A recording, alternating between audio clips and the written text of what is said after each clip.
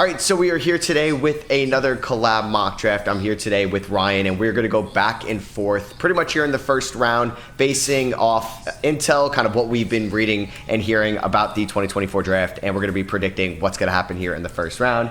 So what's going on, Ryan? How are you doing today? I'm happy to be here. I like what we got going on. Yeah, I'm excited for this draft. I think more in just previous ones, because if you go through anybody's top 5, either it's a big board or even if it's a mock, it's completely different from pick 1 all the way to 5. I feel like. Oh yeah, I even hearing more reports now about Risa Shea's measurement and Ron Holland and Bizelis and guys are all over the place. So I think outside of probably Sar and maybe Risa Shea going top 2 or 3 very early, it is completely up in the air. It's gonna be a fun one. Yeah, did you see the thing that came out with I think it was Gavoni of Draft Express? He said basically Ron Holland could fall to 15 or 17 or something like that. Yeah, I can't. I feel it's a whole nother conversation to be had, because it would be the easiest call in 2 or 3 years where we look back and people are on Twitter are gonna be like, how in the world did Ron Holland go outside the lottery or outside pick 10 or something like that? I think everyone's in agreement on that too, which is the wildest part. I know, right? It's wild. I feel it's just Cam Whitmore 2.0, but it's even a different situation than that was. So, with the number 1 pick, I'll throw it to you. Do you think that the Hawks right now are going to go Sar or Risa Shea with the number 1 pick? Listen, I'm a Hawks fan, so I feel very strongly about this one, and I think it needs to be Alex Sar. I don't really care about all the reports either of like you mentioned Gavoni and The Athletic, I think, and a couple of the other major outlets were projecting Risa Shea to go 1 to Atlanta now. Landry Fields isn't reading any of that stuff, and he doesn't care. And I think Sar is the easy pick, especially because there needs to be change on the team. There needs to be change in the front court, and there likely will be. And Sar gives you that flexibility, and I think he's clearly the best player in the class. So. Yeah, I agree. He's my number 1 guy as well. So I guess for you being a Hawks fan, obviously this is great for you guys to go up to number 1. What's your ideal offseason? Do you want to shake up the team a little bit? Do you want to kind of complete overhaul? What would you like this team to look like going into 25? I feel we got gifted this opportunity to almost do a little bit of a mixture of an overhaul and also just keep going and try to contend and win now with Trey and the core that we have, because we have number 1. I'll be honest, I was hoping to get pick 4 or pick 3 to take Dalton Connect, someone who really fits us, or Ron perfectly. But I'm not going to be mad at all. I like Alex Sar. I did a whole entire Hawks offseason video. It's a dream situation. I would never trade Trey I would not trade him for the world, but I would never trade a superstar of his caliber and what he's done for this franchise and stuff. But I think if you can explore DeJounte trades to get a guy like Brandon Ingram and somehow get Dyson Daniels in that trade and getting off Capella also to open up space for Okongwu and Alex Sar to kind of function, I think that's the dream scenario, because you build a big lineup, a lot of size that has spacing around Trey, and I think that's how you kind of need to function it. Yeah, I feel that's the perfect offseason for you guys too, because I feel there's no point in trading Trae Young even to begin with you guys not having some of your picks down the line, so there's no point in really entering kind of what the Nets are doing right now with DeJounte and other guys. So yeah, Trae's been your best guy in quite some time, and I think even if Trae's there with just a solid supporting cast what this past year was, your guys' floor will never be a top 5 pick or a bottom team in the East. You're always going to stay somewhat competitive with Trae as long as he's healthy. So number 2, this could be a couple different guys that I think it could come down to it. It could be it could have been Topic before the injury came out. It could be Donovan Clingan if the Wizards really want an anchor for that defense and have a true center on this team, because that big man depth is brutal right now. But we're predicting what's going to happen. I think it's going to be Risa Shea too. It seems like Will Dawkins really likes kind of this archetype of players. There's been Kyle Kuzma, obviously trade talks that will go through this offseason. If he doesn't get moved, they'll go through next year. They have Bilal, who they drafted out of France last year. They have Denny. They have a lot of wings, and I think if they were going to go with a wing here, it would be Risa Shea. It seems like the Wizards are a fan of him, so I'm going to have him go number 2 there, which isn't, I think, too much of a surprise right now. Yeah, no, that's been the consensus, is those 2 guys going 1 and 2, whether it's one way or another. There's no way Sar goes past 2, that's for sure. So yeah, this is tough. Go ahead. I know. I don't think the Rockets are going to be picking here. I feel strongly that they're going to trade for Mikal or try to trade for someone. And a lot of people point to Reed is a popular one here. I get it. I kind of like the fit a little bit as a second unit guard. It's tough because I think guys like Ron can offer a really good thing here. I think Connect is perfect for the Rockets, where if there was a situation, I know the Bulls are trying to trade up for Klingon or Mattis. I know the Grizzlies want to trade up for Klingon. Like if they can go back to 9 or 11 to get a guy like Connect, and even if he's not there, you can get one of the other guys that still makes sense for them. I like it, but if they're going to be at 3, I don't think they take. I think they want upside. So I'll go Reed here at 3 because I do think he fits what they need in the backcourt. He offers a little bit of a different, more balanced skill set that'll start on the second unit at least in his first year. And I like Reed. I don't love his upside, but I like his floor, and I know he's going to be good. So I like his fit with the Rockets. Yeah, I think he's just like kind of a safe pick at the end of the day if they were to stay at 3. Like he's going to be a good shooter. He's going to be someone that can play off ball. He could play some backup 1 as well. But yeah, like you said, I do think that they trade the pick. Do you think like if there's a team that would want to trade up into 3, like do you think it would be someone trying to go for Klingon, like particularly? Yeah, I think Memphis is perfect. I think they're in a great spot where like their team is still kind of good and should be decent next year if they're healthy. And Klingon's perfect to put next to Jaren Jackson, and he'll be an elite lob threat with Ja also. If he slides past 2, which he should. I've seen conversations about Klingon at 1 from a couple of outlets, and I'll probably throw all my jerseys in the garbage, my Hawks jerseys, if that happens. So. Yeah, that would be crazy. So for San Antonio, man, I go back and forth between a couple guys. Like originally, it was always Topic. I think like the way that if everything's happening, I think there's a chance they can get Topic at 8. That's not a guarantee, but I think there's a chance they could find a guard at 8 if they like Isaiah Collier a ton, Stephon Castle or Dillingham. There's a chance one of these guys could be there at 8. So I'm like tempted to kind of go Ron Holland here at 4, get a surefire like perimeter defender for a team that was not a good defensive team, and you're adding him to one of the best like young defenders and overall defenders in the league with Wemby. But I see the appeal of wanting to get someone that can get Wemby the ball. So I'm going to go, I think, a little bit of defense, but a little bit of offense. I'm going to go Stephon Castle here at 4. Obviously, his camp came out, say he wants to play with a team that doesn't have like a franchise point guard right now. I kind of view him more of as a wing, but I could definitely see like the lead initiator, like progress for him down the line. But he's going to be a good defender. He could still play off ball, and I think San Antonio could still even go guard at 8 if they wanted to. Yeah, you're definitely right, and I think that is going to be the pick there.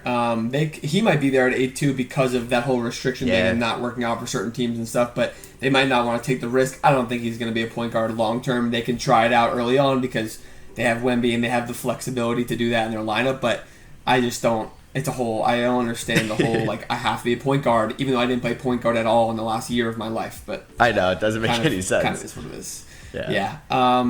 So I got the Pistons up next at 5. This is another interesting one. Like I like the forwards and the wings make a lot of sense. Obviously, Bezelis and Ron, they definitely need spacing also, which is kind of a concern too. I think Dolan Connect fits their timeline perfectly. He's probably around the same age as most of their young core. He offers high floor scoring and shooting that this team desperately needs. Whether Connect is going to start at the 2 and Ivy comes off the bench, or he starts at the 3 and Asar starts at the 4, or Connect is a 6 man. Like I think all those roles are perfect for him. He's the kind of he offers that floor that this team really needs as long as Cade and everybody is healthy. And I think he would fit really well with them, even though he's 22, 23 years old. I don't really think it matters. No, I don't think so either. Like one of the better scorers in this class, shooters overall, and this team just needs anything next year to get them out of like the bottom spot in the East. And you just want to like give somebody that can contribute around Cade. Like I see the Bezelis appeal at 5, but that's kind of I think you're looking more long term where his shot will come around. Like I don't know how many years you can be like bottom of the Eastern Conference. So I like that pick a ton for them at 5. Charlotte at 6. Some solid options here still on the board for them. They could go, I think there's a ton of forwards. I've even liked the idea of Rob Dillingham to them, just someone that could play maybe alongside LaMelo, but can also come off the bench. I think I'm going to go Ron Holland here, though. I think I want to preach defense in Charlotte for someone or for a team that's kind of going through an overhaul, new ownership, front office, coaching staff. I would like to get someone that's one of the better, if not the better perimeter defender in this draft, up there with like Ryan Dunn and Stephon Castle, and you get him there at 6 for kind of like a new era of like Hornets basketball going forward.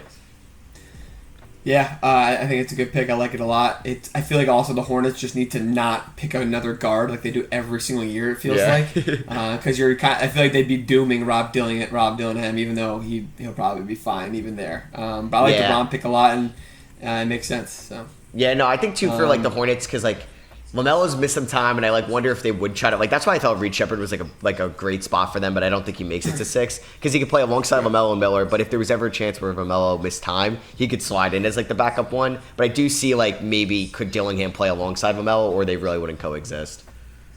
Yeah, and there's probably a world where Reed could fall to 6. We were talking about like a trade true. up. Say someone trades up for Klingon and then Castle and a guy like Connect or Bazelis or Holland go, and then all of a sudden the Hornets are sitting there with Reed on the board. So I think there's definitely a possibility. Sure. We were talking about the Ignite guys, both of them a decent amount. The Blazers are interesting. Like I know I've heard a lot of Tajan Salan talk in the top 10, top 8, top 7, top 5. I'm like, it's getting kind of crazy. I think he's good. I think he's got good upside. I don't think he's gonna. I mean, he might be the pick, but with what's on the board, I think Bazelis is the same kind of idea of a high ceiling, high upside swing at the wing and forward spot that makes a lot of sense for a team like Portland that they have a couple of bigs, they have a lot of guards, so they don't have a lot of in between. So I like to pick a lot with Bazelis. If you were going to take Bazelis here or before, I would have taken Holland for the Blazers. So either one of those two guys makes sense for me. Yeah, I think so too. Because someone like I think his shot will come around because he was a good shooter in high school, and I think that's a good spot for him where he doesn't have to do too much right away, and they're still in a rebuilding environment. San Antonio at 8, so I'm doubling up on them. So I went Castle, which now makes me honestly not hate the idea of going Nikola Topic, especially if he misses time throughout his rookie year, because you can see what you have in Castle as a lead initiator, right. And if it doesn't work out, you kind of have Topic to fall back on, which I'm kind of tempted for. I like the idea of maybe Tajan Salan here going a little bit more upside. I mean, Rob Dillingham is here as well, who could play. I don't even know if he's a true one. So that actually could play just to be a good scorer off the bench, like with Malachi next year. I'm going to talk myself into Rob Dillingham at 8. So I'm going to go double guard here. There's a lot of good options for San Antonio with the way that this draft fell. So I like Castle and Dillingham. What would you have gone there at 8? It's tough. I'd probably go the same thing just based off of the pure talent and knowing that this is just personal. I don't think Castle can be the one guard that you have going long term, especially in a year that the Spurs probably want to see. Maybe not a play-in or playoff jump yet. It wouldn't be the worst time if they didn't make the play-in or playoffs yet, but they probably want to see a jump in improvement and success in win rate and stuff. And I think they need to add to the backcourt. And I think Rob makes a lot of sense. The kid, he's got aura. He just breathes stardom. So. I know. It's weird because, Klingon, honestly, they could use another big man there just behind Wemby, but it's what would be the point of that? But, Klingon falling to 9 is, great value for Memphis, not even having to trade up to get him. I assume that's where you're going. Yeah. Yeah, I gotta be honest, I think someone's gonna trade up for Klingon on draft night because I do mocks, you do them all the time, clearly, and I do them a decent amount also, and, I look at it and I'm like, who is going to take Klingon? If the Spurs have pretty much voiced that Wemby is their center and he's not going to play the 4, who is going to take Klingon? Because I look at the Hornets who have Mark Williams and don't need to spend it on a center. The Blazers have Time Lord and DeAndre Ayton. The Pistons have Duran. The Rockets have Şengün. There's no reason for these teams to take a big if it's not 1, 2, or 9 without a trade-up. So it's the easy pick here, 100%. I'll make the pick. But I think he'll get... It's hard to do a mock with no trades and having him go in that 3 to 8 range because I just don't see it happening. Definitely. Because someone's going to have to trade up the way that this has fallen. But that would be a great haul. Right. Memphis can get him at 9, but I think it's more likely to trade up to get him. Utah at 10's got some great options. Man, they really do because I like Topic here, I think could be the floor of where he can go. Maybe he falls to 11, but I don't think so. Cody Williams still with high upside here for Utah. I'm a big fan of Isaiah Collier, Devin Carter, but I'm gonna go Topic here. I think even with the injury scare, it seems like there's a chance he could still play next year. I mean, we don't know the full details on what that recovery time is going to be, but I think Utah's a team that still can experiment with Keontae as the 1, but then also have Topic in their back pocket for a team that I think wants to try to make the playoffs next year for sure, with Lauri Markkanen going into a potential walk year. But I don't think Topic makes it out of the top 10. So I think just predicting wise, maybe a team trades up, that could be a trade up team to get Topic, but I think he would fall in there at 10 if he fell to it.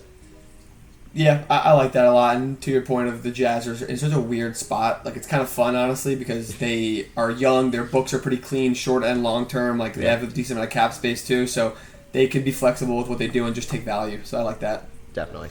I got the Bulls here. Man, this is tough. Oh, God.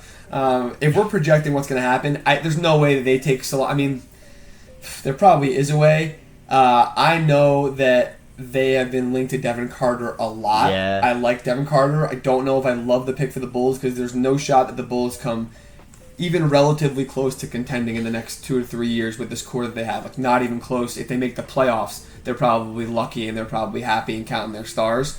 I know that they're high on Devin Carter. I know there's a lot of lottery teams that like him.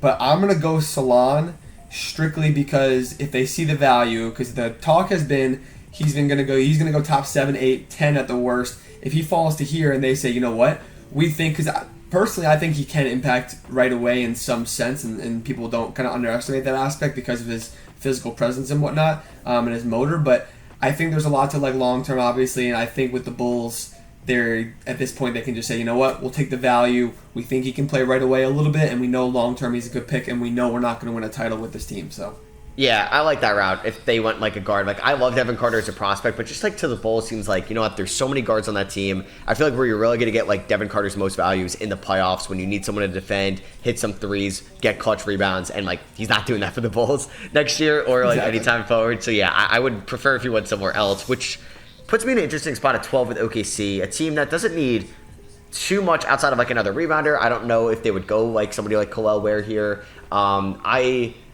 I mean, I see the appeal in Cody Williams just to pair him up with his brother, and they could use another wing potentially. Like guys are going to get expensive; they're not going to be able to keep everybody long term. I like Devin Carter for them. You know what? I'm going to go Devin Carter to the Thunder. I just think like I know it's kind of similar to maybe Casey Wallace, but I think what we saw like from Josh Giddey in the playoffs, like I don't know if he's going to be on the team next year. You're going to look down the line; they're not going to be able to pay like Isaiah Joe, like Aaron Wiggins will hit free agency at the same time. Like you're getting Devin Carter, who projects to be somebody that can play in the playoffs for you next year, and I think that's what OKC wants, rather than maybe a project play down the line. Yeah. But that makes it's a lot tough for of sense. OKC, yeah. No, they're in a weird spot, and the Cody thing, like, if they pick him, even if they don't think they desperately need him, like, it feels like a Thunder pick to pair him with not only him being J-Dub's brother and him kind of fitting the locker room vibe that they have and the culture, but like he's got a lot of upside. He's a very OKC and Sam Presti like pick, so I like it. I would like it either way, I guess I'm saying. But the Kings are tough. I think Devin Carter would be a Kings pick also. I know that he had a promise. I think it was probably the Kings said, hey, if you're there at 13, we're taking you. Cody's interesting because they obviously could use some help on the wing and forward. I think this is another team that's probably gonna shop this pick as much as they can and try to get it out there. I know Kuzma and other forwards they've been linked to. So Cody Williams makes sense here. I gotta be honest, like I think someone always jumps into the lottery that no one expects. So I'm gonna take a shot in the dark here that someone I like that I think makes sense for this team. I'm gonna go Tyler Smith out of G League Ignite. Okay. I think he's got a skill set that this team could really use if he can polish up defensively. He's a guy that is truly like I think a one of a kind guy in this draft. No one really matches his skill set, which I really like. And like I said, someone always jumps into the lottery. We know that no one really expects, and I think this could be the guy. Yeah, definitely. I like that pick a ton. I'm a big Tyler Smith fan just because like his jumper looks so good. He could play alongside Sabonis. He could play the 4. He could play the 5. And yeah, if he like becomes a solid enough like rim protector or at least someone that can defend the pick and roll, could be very valuable with his like versatility in the league. I'm trying to think like last year who jumped into the lottery that like wasn't supposed to. Because I guess towards the end of it was like Hawkins was supposed to go in. Great. I guess Jett Howard. Jett Howard was probably that guy, right? Jett, I don't think that we expected Lively to go as high as he did, even though we were high. I liked him. I know a lot of people liked him. I feel like Jett Howard too. It went. Jett at 11. That's fair. Yeah. But I feel like for the most part, every pick was like, all right, like they all had lottery talks and conversations. So I know, like Jalen Williams is a great example. No one really, even though through his rise 2 years ago, people were like, who is this guy? For sure, yeah, it definitely happens. And I feel like a draft like this, where I'm sure every team has a completely different looking big board, that somebody will be kind of shocking going to the lottery. 14 Portland, we went Buzelis at 7. I don't know if I think they could go a big here, just to see like what's going on with like Time Lord next year. Aiden, I mean, they could look for another. I know people don't want to guard, but like they could move Brogdon. They could have some minutes opening up. But I think Cody Williams' value here, I think they couldn't pass up on. I know it's going another wing, but there could be an opening spot there depending on what some of their guards' futures look like. And I think Cody Williams is fine for someone that will take a little bit of time to develop, definitely needs to have a better feel for the game, could benefit from playing in the G League, and then obviously some run towards the later part of the year after the deadline. I think if he's there at 14, the Blazers would take him. Yeah, I like that pick. They're in no spot to not go best player available, so they just kind of got to go with the value and stuff. I think the Heat's gonna, no matter whether it's like this or whatever, the Heat are gonna have an easy pick because someone's gonna fall outside the lottery of value. And Of course, the Heat are the first team there, and they're going to swoop in and take whoever it is. I think Collier's a top 5 prospect. I think he fits what Miami needs and what they could really use. I think he'd be good right away. I think he'd be good long term. I think it's an easy pick if he was on the board here. I don't think he should be, but he very well might be based on all the intel we're seeing. And this would be literally perfect. Exactly what I think of when I think of the Miami Heat get another steal, Collier. Yeah, I think so too. Definitely someone that should go in the lottery that has a chance to fall outside of it and looks so good post his injury at USC this past season. And that leaves me at 16 for Philadelphia. They have a lot of pending free agents. So I think they would probably want somebody NBA ready. Like, even if it was Collier, though, I would like Collier to 15 or 16. I was going to take him. If you didn't take him there, I think it comes down between two guys for me. I like Tristan De Silva. I like Jared McCain for them. I think I'm going to go Jared McCain. They have a lot of shooting that's going to be leaving the team next year, potentially. I don't know if they're going to bring back Buddy Hield. Guys like Batum and Lowry getting older, if they decide to bring them back. And I think Jared McCain is up there with your Shepard, Dillingham, and Connexa of your world with one of the better shooters in this class. And I think can hold his own defensively and can play alongside Tyrese Maxey as well. Yeah, I like the pick. He's one of those guys that you mentioned before about Carter. He's another guy that in the playoffs you're going to be reaping the benefits potentially, and Philly's obviously a team that wants to do that. So yeah. I mean, what are the chances the Lakers are actually making this pick? I have a lot of doubts, obviously. But I know. Well, here we are. The Lakers are making the pick. I think they have a huge need. They really just need anybody who can help impact their game at all, and they would take value. They need size also. They need size to let AD play the 4 a little bit or kind of be a little flexible or for some depth. Now, we're in a lucky position here if we're the Lakers because they have their pick of all the bigs between Yves Missi, Kello Ware, Zach Edey, Kyle Filipowski, DeRon Holmes. Like, they all have such different skill sets that I think they can pick and choose what traits they like in bigs. Trying to think what kind of bigs the Lakers like. I'm going to go Kello Ware here. I'm a fan of him. I think he should be considered in the lottery, and he might be. But if the Lakers are picking here at 17 and they have their choice of the litter of bigs, I think that they'll make one of the picks there. Yeah, I would have done that too. I think, like, if you look at all the bigs available, he kind of does a little bit of everything. Like, he's athletic, like Yves Missi. He could potentially space the 4 like Filipowski. I think he's going to be a good enough shot blocker, and I think he can hold his own. And yeah, the Lakers need that depth. Yeah.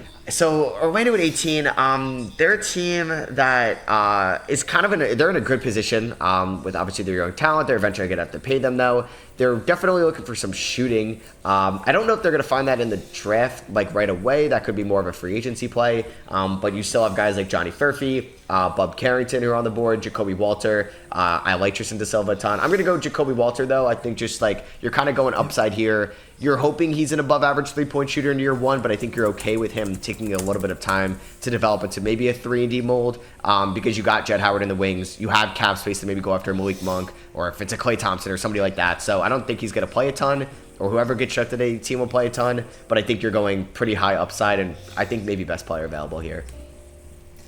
Yeah, I like the pick. I got no problem with that. And it's the same thing with value, where to a point you have to look and be like, you know what, we need a certain type of player, but we didn't expect this guy to be here. Let's take him and then we'll figure it out because we're not close to winning a championship yet. So yeah. Raptors, I love doing mock drafts for the Raptors every year because they're so much fun. They could, I don't know, they could do so many different things. They could consider bringing Edey home. I don't think they should do it here, but I know that they will.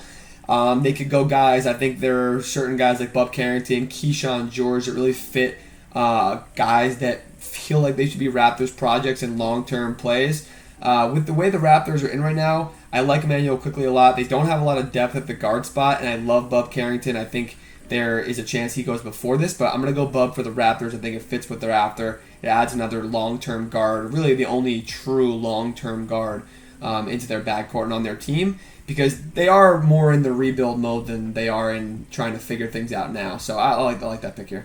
Yeah, I think Carrington can play the 1, he can play the 2, one of the better shooters in this class, but also like one of the younger players in this class too. So I think it's okay if it doesn't work out in year one. Like, it's a long-term play for Toronto. 20, Cleveland.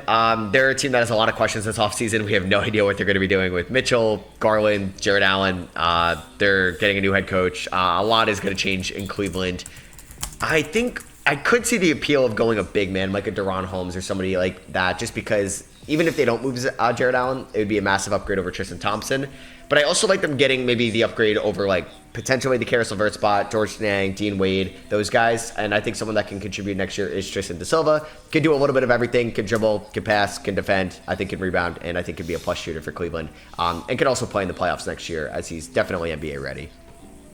Yeah, for sure. I have no problem with that at all. Pelicans are in a similar spot as the Cavs. Like, we have no idea what they're going to do. I think we know that Jonas is not going to be there next year, so they might need some size, but they also need a true playmaking guard. Are they going to move off of Ingram, or would they consider Zion, or how they're going to keep the both of them? So they need spacing. Like, there's a lot of different ways that they could go, but there's also a lot that they need to do. I think the one thing is that they're not going to find a starting point guard on day one at this point in the draft, especially with what's on the board. And knowing that Valanciunas is hitting free agency, I think the bigs that are still left are very capable, and I think Deron Holmes is the best all around, and he also offers good spacing, which they very, very desperately need, and they don't want to give up. So I think Kelaware is perfect for them, but I think Deron's a good option B for them here. Yeah, for sure. And I think Holmes is like, I think the shot will play. I don't think it's going to be perfect, but I like the idea of going for someone that could potentially space the floor rather than just like a logjam in that front court with Zion if you went like Misi or Edie there. Right. 22 the Suns.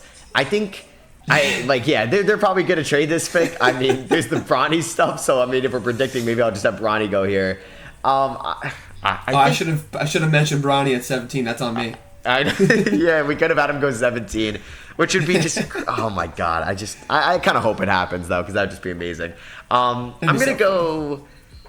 They need big man help, and like there's some solid big men on the board. Like I don't think they can go with Yusuf Nurkic as their only guy, and like this team is nobody on the roster.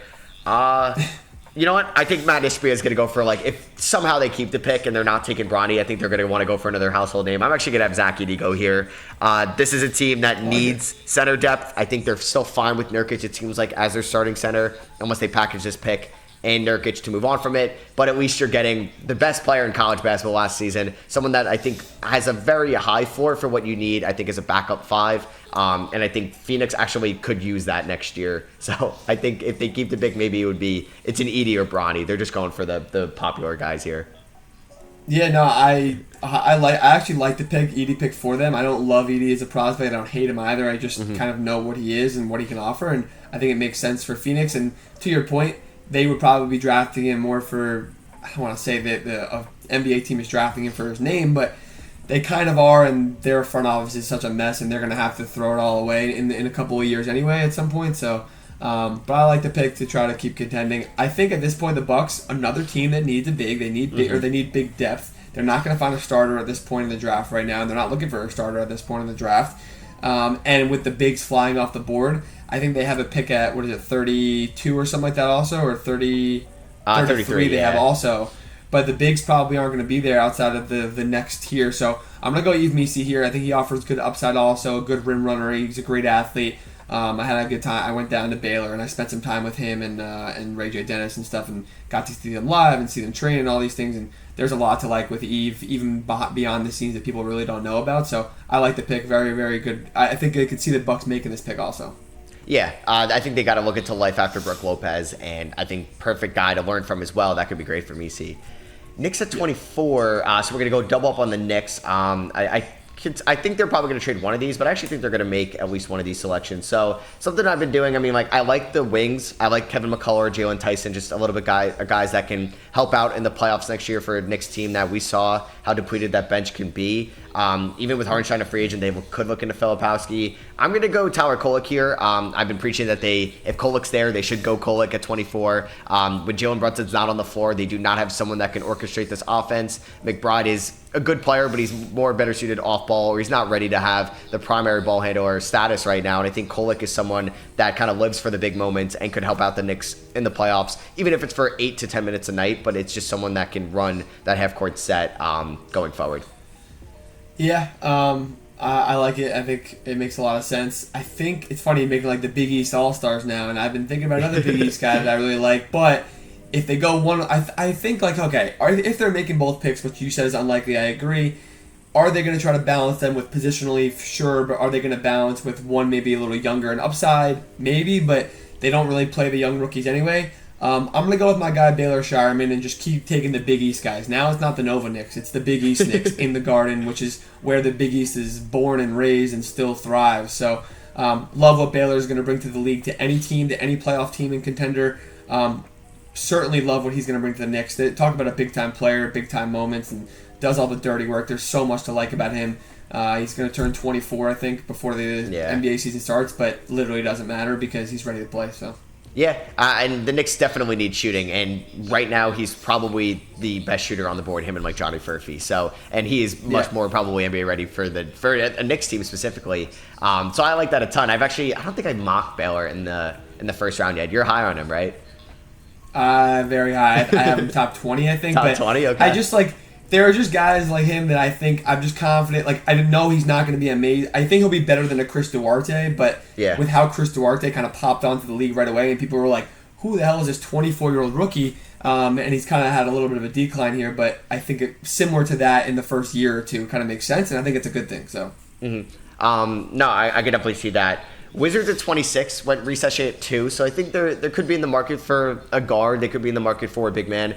I like Ethan Amonson and Dembona, maybe even a little bit more than Filipowski as a prospect, but I think here they'd be probably silly to pass up on Filipowski for someone that could still be a solid offensive player. We'll see if he's able to space the floor consistently, but this team just desperately needs some big man help, and I think he's someone that could have been in the draft last year as a top 20 pick. I think there's a chance. I wonder if he was actually going to go in the top 20 this year, if it was like the right decision to stay at Duke, but I think for sure he's going to be a first round pick, and I don't see him going probably past the Wizards at 26 just because of their big man needs, if he's like the best big man on the board. Yeah, I like that pick. There's probably about like 30 to 40 guys. They're obviously 30. There's like 40 guys who could go in the first round, and I think the Wizards are in a great spot because it doesn't matter what position anybody plays for them right now, and they're just going to be like, oh, we didn't think this guy would be here, so let's just take him. Why not? Mm-hmm. So I think purely off of value, they're in a good spot, and that makes sense. And I think the bigs actually make sense for them there, especially if they do go Risachet at 2, like we have them here. So that makes sense. T-Wolves 27 are interesting. I think people talk a lot about, everyone does the offseason stuff. I do it also, but the T-Wolves, in my opinion, should and will essentially just run it back and make very minor adjustments and small additions and re-signs and whatever they can. Obviously, they have a draft pick or two, so they're going to have to make a pick here. I think there are skill sets in guys like Keyshawn George and Furphy that make a lot of sense. I don't know if they want to go I think they want to have someone a little older and ready to play right away for sure. So I can see the hesitation there. I feel like adding wings is kind of what teams do. It's what the Nuggets have done the last few years, and they have a similar guy, Tim Connolly, the same guy who built that team, building this team. So I think they'll probably just go with one of the wings here. It's just tough. I like Furphy still, even though he's a little younger. I like Harrison Ingram. I like the idea of Kevin McCullough. I even like Ryan Dunn. I'm going to go Jalen Tyson, though. Okay. I think he has probably the more balanced skill set out of all those guys that I mentioned for the most part. And he's going to be ready to play on the wing and probably at the 3 spot and probably play 10, 15 minutes a game in his rookie year, which is really what the Timberwolves are all they're asking of. So.